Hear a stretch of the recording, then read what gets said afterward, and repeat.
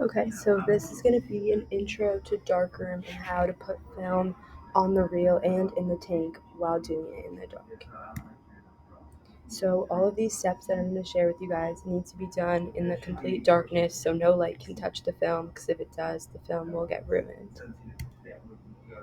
Step 1 is to get all your materials and set it up so that they're far apart and you know where they are, because this is going to be in the dark. And then you're going to open the film cassette and the materials that you're going to need. The lights can be on while you gather the materials, but you're going to need to get the film reel, film tank, cassette opener, and scissors. Turn off the lights, and then you can open the cassette with the cassette's specific opener, and make sure that these items are set up right now.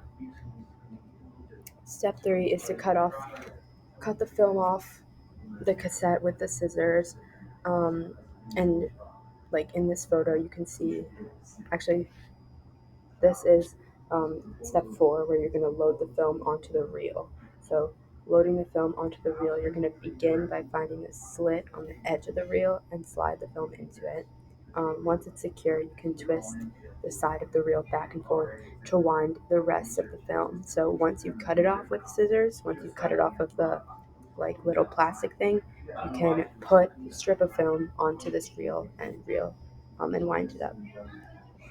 Step 5 is to place the reel in the film tank. So that is the little round thing that you just spun, and you can place the reel flat in the bottom of the tank so that the core is sticking up in the center.